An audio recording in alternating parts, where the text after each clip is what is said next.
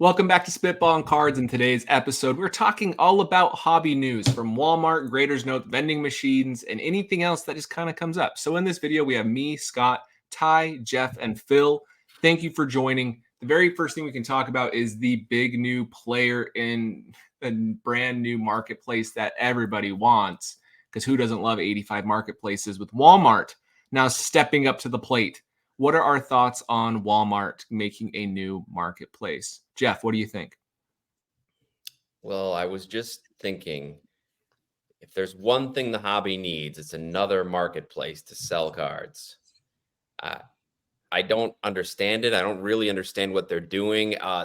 In the press release, there was some allusion to being able to claim product, like becoming a member, and then you get special access to, I don't know, boxes or something. I don't really understand what they're doing, what the appeal is, and how much crossover there really would be between the general Walmart customer and a card collector, or why they would choose to use that platform other than another one. I'm sure they're going to be competing on selling fees, because I know Walmart competes on price, but I don't know. I don't think it's not a big deal to me.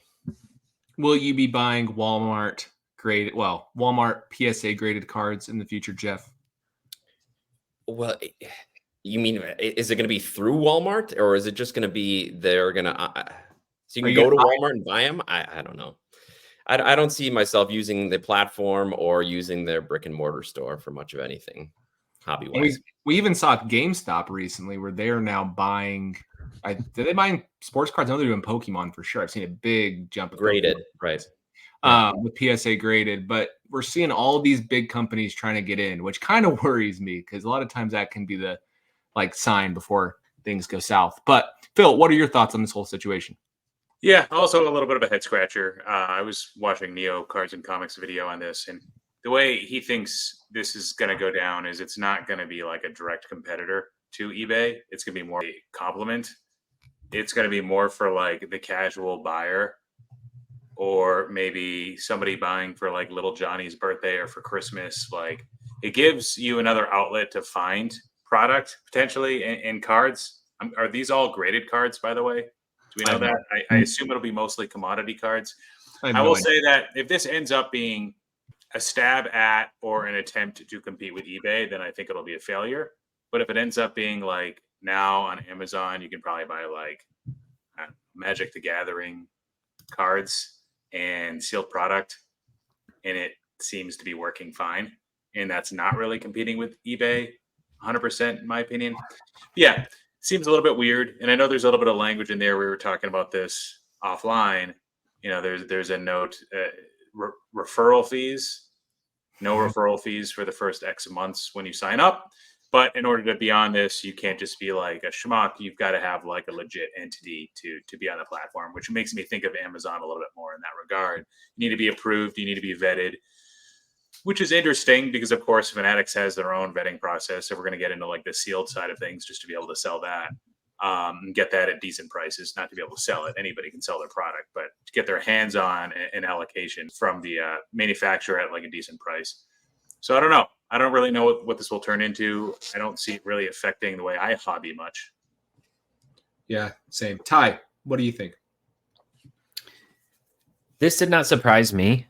Sports Card Nonsense teased out something the other day. They must have gotten a tip or something asking if you were to hear that a big company was coming into the hobby, you know, in some capacity, who would it be? And right away, I guessed probably Amazon or Walmart. So everybody wants a piece of the pie. And eBay's obviously the incumbent, and they're the big player. But they've done some things that are kind of head scratching, but they've also done, you know, they continue to try to do other things, but they sort of have the power. It's not surprising to me that other big companies sort of see the volume that eBay's doing. I mean, just to give you an idea, we're ingesting like 150,000 transactions per day from eBay for sports and trading cards that into market movers. That's how many transactions they're doing per day. So other companies are looking at that going, gee, how do we get it, as Neil put it, when, you know, grandma or godmother or auntie or mommy and daddy log on to Walmart, to do shopping for whatever, and they just look up Topps baseball cards because little Johnny wants some Topps cards, and now they're going to find these graded cards of, you know, Kevin Biggio and other players somebody might like. So multiple marketplaces is a double-edged sword. We mostly hate it because, at least as buyers, we don't want to have to look in a million different places for cards. I think what's coming, and there's an evolution happening there, is just global shopping experiences through apps. So sites that will just aggregate. You can already do that to some extent. Phil referenced in the past on Alt, where you can just shop across things. We're starting to ingest more marketplaces into market movers, and that's sort of, you know, something we'll continue to do, but it'll happen all over the place. And from a selling perspective, it's only a problem if you have to do it individually on the different sites. But now we're seeing other technology like Magpie and Mascot and other services probably will emerge out of the woodwork too for omni-channel listing. And in that case, it becomes a good thing, because now I have exposure to the usual channels as well as to potentially fringe channels or low or no fee channels. And it can help me actually make money as a seller. So I don't know. We don't have enough information yet to see how this is going to play out. What I do know is when I go on Walmart app, because we do Walmart grocery delivery, I can search for things and I see I'll get kind of ticked off because I'm looking to see if I can go pick something up or add it to my Walmart delivery, and it shows up without the right filter, and it's fulfillment done by some like external seller, you know, whether it's a pair of shorts or a bicycle or whatever. So I imagine that's kind of going to be the benefit of it to people who do sell through those channels, maybe especially for sealed products or other things. People will find it. To your question, Phil, about, or I don't know who asked it, about graded cards only. It appears it will not be graded cards only because there's a filter or part of the workflow for listing an item that says, is this a graded card? So I don't, unless that means it just rejects it and it has to be graded, but it looks like it might be for both. So I don't know. We'll see how it plays out. Bob Means, who used to be part of the collectibles category at eBay, is now overseeing all of this stuff at Walmart. So I'm sure he's got some ideas around what direction he wants to take it in based on his learnings from his past job. I can truly say I will not be proactively looking on their website, and it is what it is. I don't Unless think you see deals, massive deals being reported by Neo and others, and then maybe you will. If somebody buys a Jose Ramirez atomic auto refractor for $120, you'll be like, oh, maybe I better go to Walmart. And it's just, okay, now I know to never sell on Walmart. Probably doubtful. That's what I'm going to learn. Better UI than Compsy. Oh, sorry. We want them to be a sponsor. It's probably all fixed price, right? Not auction. I don't think they're doing any kind of like auction thing. So I doubt it. One thing I'll say, like, competition's good for eBay because hopefully that helps them become more seller friendly. Their seller fees are just brutal. Like 13%. Pretty no, it's 15. Is it 15? They keep raising it. It 15. sucks. I do everything I can to not sell on eBay at this point. 15% now. Highly recommend getting an Instagram, building like a group of people, you know. If you can sell there, it just saves you so much money. But that's the only thing I'll take away is hopefully it makes eBay be more seller friendly. I doubt that'll happen though. So any final thoughts on Walmart? Okay. Graders notes. We are late to the party on this one because we record once a week every Monday. And so it came out last Monday while we were recording, or maybe a little bit before that. But either way, we didn't check it out. But I want to talk about graders notes and really get an idea of what's going on. So Phil, can you summarize what's going on with graders notes right now in regards to what is it? What is graders notes? Yeah, so PSA is rolling out, I guess in lieu of the transparency they can't give us because they don't provide subgrades, to be able to give us attribution as to, you know, why things didn't score a perfect grade. They are going to begin to roll out notes that are provided from the grader for specific cards. I don't know if this is going to be all cards or just high-end cards. I assume it would just start with high-end cards. I think it starts with Express and above, Phil. That's right. Starts with Express and above. Yeah. And it would allow people to understand defects associated with the card, presumably why the card didn't get a 10. Now, these are going to be private, and they're going to be only accessible by the submitter. So I have some questions related to, like, well, what about the middlemen? What about the bulk submitters? How does that work? So I think people have freaked out a little bit out of the lack of transparency, but and maybe this is what you're going to get to, Scott. There was a bunch of people asking, like, well, we can't post this stuff to eBay. We can't share Grader's notes on social media. And I think Ryan Hogue, the president of PSA, said that, yes, you can. That's part of personal use. You can socialize this information.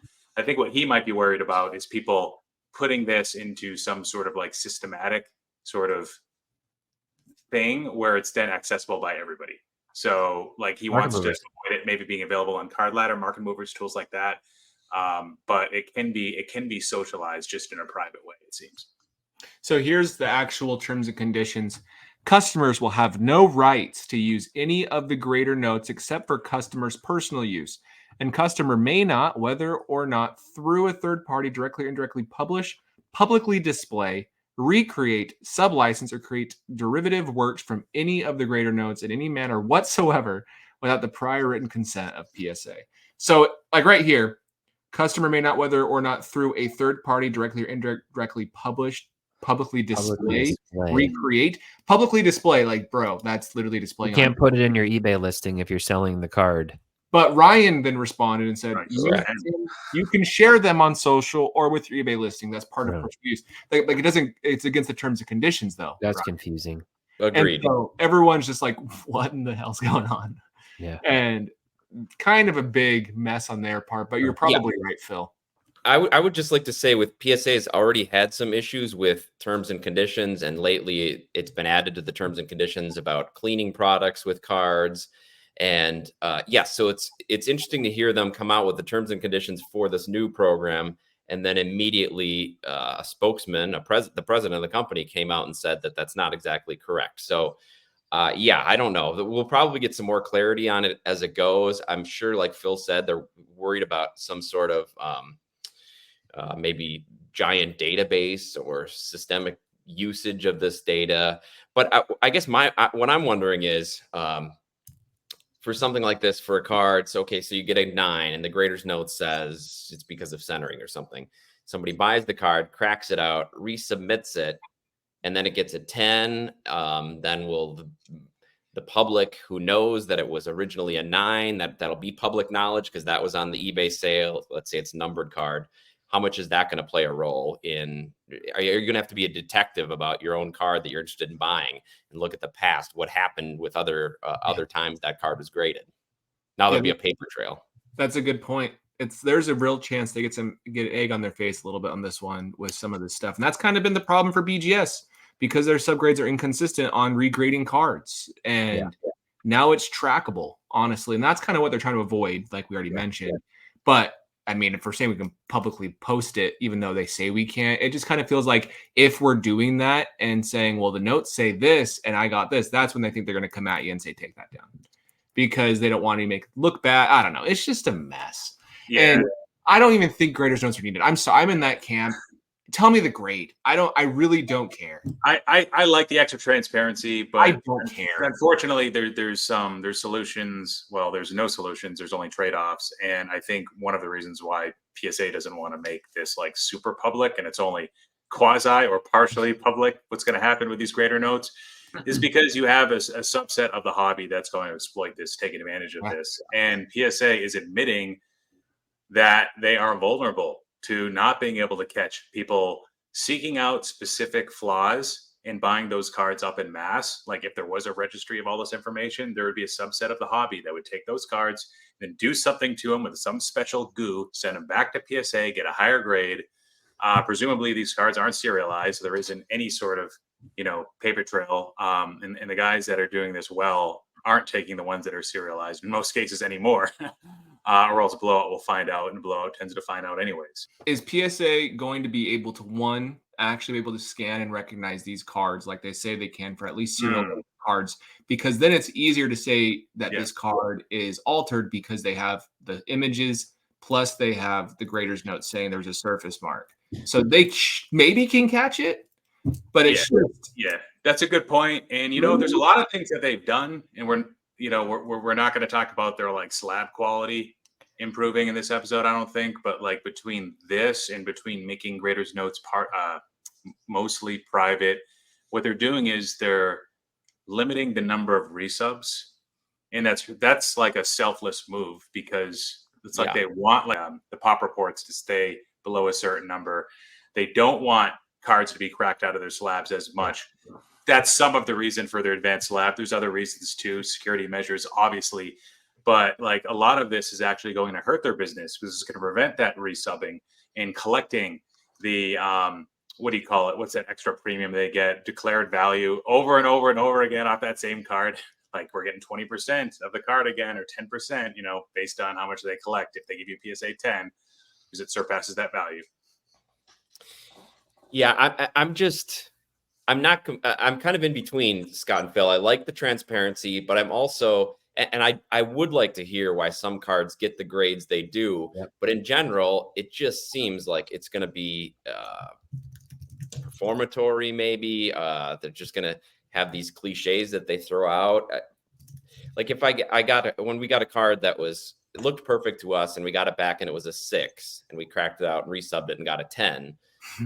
It'd be interested to know why they thought it got a 6. But in general, if a card's getting a 9 or 10, they'll just say, well, it's centering, or the corners aren't perfect. I just don't feel like it's as helpful as people are making it out to be. And maybe we'll put big discrepancies like where I think it is. I'm really interested to see grading submissions, and I'm really interested to see how people who do their own submissions. Now, right now, it's at a service level that's somewhat cost prohibitive for it to be a real learning experience, because it's $129 per card. So You're not, people will crack and resub cards at a high level. I do think they're going to try to drop this down, maybe to regular service level, maybe lower than that. I don't know. But, at some point, the operational cost of the slowdown to do this takes too much time. But if you're somebody who grades a lot of cards, if I think about like Nolan, Alico 3, people who just submit tons and tons of cards, and they feel like they know better than the graders do in most instances. Well, maybe there's some blind spot for you that you haven't realized, and now you got a note and you're like, oh crap, I better invest in a black light. I better invest in a something. I better start evaluating my cards in the dark like PSA does it. If that's the only way you can find the defect, and it's the difference between literally thousands of dollars on your grading submissions, and they're encapsulating it in a Fort Knox slab now, like you have an opportunity to learn. Well, and that's giving them a lot of credit for consistency, Ty. I mean, yeah, you'd have to be getting the same consistent note from multiple graders, which I just am not that confident. When's the only time you want the note? It's when you don't get a 10, or you don't get the grade you thought you should get. So if you get your card back and you submitted a vintage card and it was PSA, you thought you'd get a PSA 8 and it comes back a 5, and you're like, what the heck? This is centered okay, And then you see the note, and then you have something to look at on the slab, and you go, okay, now I see it. To me, this is what people have been clamoring for. And it's the only differentiator at this point that I hear people say that they like Beckett over PSA, other than if they like the slab design, but it's subgrades. So now you're getting graders notes. Can I say one beef that I have is actually in regards to BGS as well, is min gems versus true gems versus true gems plus. I'm going to be freaking selling cards on eBay. And I have people messaging me saying, why didn't it get a 10? And they know I know why. And I have to negotiate and explain, well, it's because the corner's dinged. Oh, I have a picture of the corner. Oh, that corner shouldn't even be in. It's going to be so annoying. I'm sorry. I think this is just making it overly complicated. PSA, I liked them because they were simple. I know they can be wrong at times, but so can BGS, even when they state what the subgrade is. I just anticipate this just being, in some ways, a headache, but maybe it's just me. I mean, if you look outside of the card world right now, AI is making some serious headway right now with NVIDIA, and eventually the adoption or the creation of AGI. Humanoids, 10, 20 years from now, we'll probably each have 2 robots in our home, and maybe we'll be working for the robots at some point. But like PSA is in a place where they're almost like they've doubled down over the year on manual human grading. Maybe they bought Genimint, and there are some aspects of AI that are probably being used for stuff like recognition and maybe even authentication, but grading itself is still very manual. And maybe this is their way. This is them trying to make their business model more future-proof against the robots. And it might not be tag. People will laugh if we bring them up, or maybe they all think tag's awesome. But this is the ilk of tag or what tag's trying to be, and what could come in the future. And PSA wants to ensure, I know they're not threatened now, but again, future-proof 5-10 years from now, what is the threat to PSA? And providing more transparency, it's not the same as what AI maybe can and can't do today, but it's something to make what they're offering a little more compelling.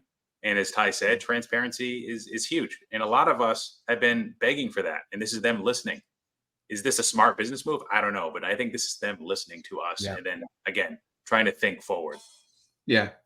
And I know my opinion's kind of silly on this. I don't care either way, to be honest. It's not that big of a deal to me. I really Well, the don't good news care. is the vast majority of cards won't have them right Yeah. now. Yeah. Truly a And lot. to your point, when they originally announced that this was coming, they did say that the hope is to get it down to every level. Yeah. But one thing I'll note is, like, it's not a big deal to me. I like PSA because they don't have the subgrades in some ways, because I like just to have it look clean.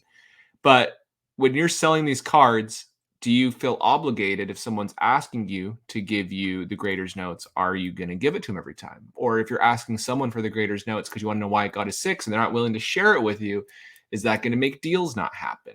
Well, because it's only available through, if you do your own submission and through that primary point of, provenance, like there's no, what if you did a bulk sub? I don't have access to it. Sorry.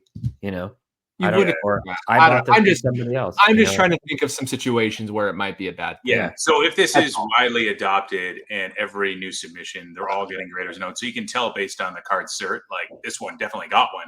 Bro, don't hold it for me. Then you could run into some weird situations where it's like, oh, I don't know, I just picked up a big lot at a show. Right. Yeah. The other guy didn't tell me. Right. But presumably if we get to a place where all the cards get it, then they'd have to put it some login or something, like some portal where you can log into and get access to that. And like, how like ownership can transfer with like the PSA registry. There'd have to be, oh man, the logistics of this are going to be interesting. One thing I'll note, Neo, he does a lot of news videos, which I've mentioned him twice. We're way behind him on these too, and that's okay. It is what it is. He mentioned this is very common in comic books. It's very common in other industries, and it works just fine. So I'm sure it's going to work great, but just something to consider. It's always fun to see how changes are adopted and how people react to them in sports cards. But grader's notes, I'm going to be submitting a couple cards at the National on that tier, and I know what the flaws are on them, but I want to see what PSA says and how they say it. And I'll share that. That'll be a fun YouTube video I'll do on my personal channel. So be careful. Be careful. I don't want to get sued. Right. But who knows? They didn't say that I could do it on YouTube, just on eBay and when selling. You might have to ask for consent, right? Can I do this on YouTube? And okay, so last thing we're going to talk about, vending machines. So if you haven't seen it, there's a video going around of in a casino, there is a PSA branded vending machine. And in this vending machine, you can put $50 in with the chance of getting really high-end cards. It's a repack. It's a repack in a casino. And we're seeing, this is questions twofold. The first part is we are seeing Walmart, large companies start putting money behind sports cards because they know there's actual money to be made there. Now we're seeing vending machines in casinos. And like, are we headed towards regulation is one question I have. How might that look? And two, what do you think of the vending machines? Let's start with that. What do you think of the vending machines before we get into regulation concerns? Would you put $50 into a vending machine and hope you get a card out of it at a casino? Or would you actually just go gamble at a casino? What's your thoughts, Phil? A lot of people are saying like, well, at least you get something out of the vending machine. It's predatorial, kind of like when you go to Vegas, you're going there to drop a ton of money on stupid things and knowing you're probably not going to see it again, right? These hotels didn't build themselves. So it's a great business move from Fanatics, and it's kind of consistent with like trying to expand the reach. And this is just another avenue where they can get their hooks into more people. And I think it would be really addictive. Like you've had a few drinks, you see this vending machine, you just keep on putting money into it.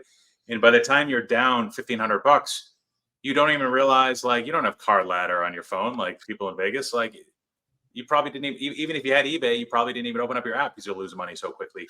What people don't realize with the ROI perspective is like Vegas actually has requirements from state law, I believe, to pay out a certain amount of money. I think it's like 85 to 90% of all slot machine money must get paid back. Well, this vending machine is not going to pay out 90%. It's going to pay out much less, I assume, and there's going to be chase cards. So Neo, for the 5th time, we're going to bring up his name. He had talked about like the lack of transparency. We don't know how this is going to be implemented, though. Like, we don't know if like when a hit guard gets hit, if it's going to tell you, or is it legit going to be like advertised throughout consistently and it's going to stay there. And that wouldn't be cool. But cards are the wild west. They're not regulated, so Fanatics can get away with this for now. And repacks are also not regulated, and there's a lot of issues with them. And I know PSA is not doing this themselves. I think they partnered with a company that is doing this on their behalf, but the PSA advertising is so bold and prominent where it's not like this is one of our preferred repackers, preferred vendors. No, this is a partnership between PSA and this company. PSA knows exactly how this is going, and they've been with him throughout the entire journey. It's they're going to do more of them if they're successful, and PSA is aware of that. So yeah, a they're couple things. All innocent, but no, they're not. Yeah, you wonder if and what the conflict of interest is there, how they're sourcing these cards with PSA or with their partners.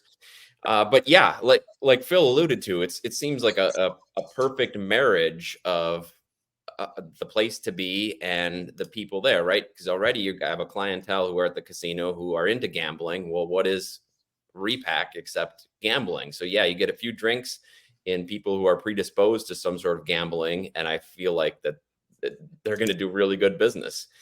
Whether or not that translates out of the casino area, if it's successful enough in that casino environment, I'm sure they'll try it other places. Maybe they'll even partner with Walmart, so we'll have these machines in Walmart. But it'll be very interesting to see how that works. And repacks are so popular now, people just might be able to get their fix down at the corner store going to find the machine. The problem is you can't cash them in. There's no point of turning it back into cash like a ticket, for the money you earn or lose at a casino. So, even if you hit the chase card out of it, now you have the point of friction that you've got to go, okay, how do I sell this thing? So if you're just an everyday person, you hit some massive card, like, what do I do with this? I don't know if it's like Cblez pops out from behind the curtain exactly. and buys it from you, or like, at 50%, they'll have representatives there to buy the cards back at 50%, put them right back in the machine. It sends like a secret chime off to somebody's phone when the hit drops and has a little RFID in it or something that notifies them to flock and buy the card at 50%.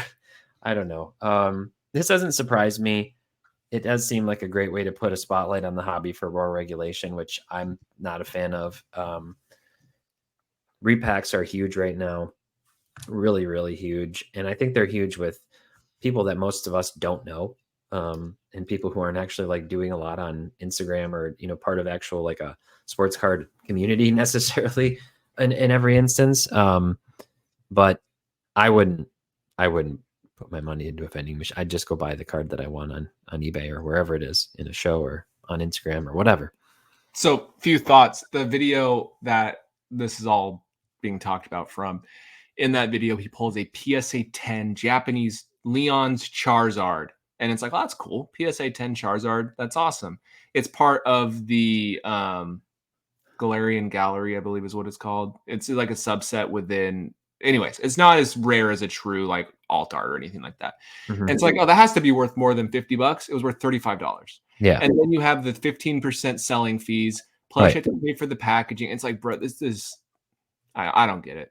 It's not the worst I've heard, like if the floor and ceiling is transparent, okay.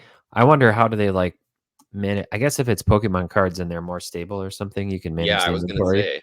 Because like obviously, Pokemon's so much easier than sports cards to do. Yeah, it is. Yeah, I mean, sports cards are, those can go. I mean, you could have a card that's considered like a commodity, like Mikal Bridges. Maybe you guys don't know, but like Mikal Bridges was number one on our top 5 this week on SCI channel, and his cards like tripled overnight when he got traded to the Knicks. And that could be like a whatever the opposite of a hit is, the dumpster card in the thing, and then all of a sudden like overnight it's worth a ton. Maybe in that case, it's, there's some benefit to it. But if it's just like stable-ish Pokemon cards and stuff like that, then I'm sure people are getting raked over the coals much worse on repacks than they might be in these vending machines, if I'm being honest. It's a good point. Yeah, I mean, the one thing that's helping like the tourist from not completely getting taken advantage of is probably the physical baggage that all of these slab cards are. Like if you're just walking around, like most people don't wear cargo shorts anymore. So like 6 of these slabs, like they're going to add up in weight. Just like, guys, I think I'm done. Like You're going to find them laying around the casino floor. You might slabs. toss them in the garbage. It's a bad one. You It's guys only worth tips $30. over table. Yeah. Yeah. Those tips. I mean, hey, the way fanatics will explain this to people is like, hey, these could get people hooked into collecting, and these could be people's forever cards. It just sucks they're being hooked to collecting the wrong way by gambling. Well, we all started ripping packs when we were kids. Yeah, that's kind of what opening packs is, I guess. That's the argument to that. But When you opened packs as a kid, did you feel like you were just looking to get a cool Paul Pierce card? I remember I was excited to get a Paul Pierce and a Vince card out of a pack. That's not how it is. Yeah, it's different when you're paying $1 versus 50. Yeah, and inflation too. Yeah, you wonder if this is successful. Will there be more substantial machines? Will there be the $1,000 machine at I don't know, MGM Grand or something? Probably, yeah. Probably. And those might get some big cards. But with that being said, great question, Jeff. I think we should end it there. Let us know in the comments down below. Do you want to see $1,000 PSA vending machines in Vegas? But other than that, thank you for watching. Thanks for listening, and we'll see you in the next video.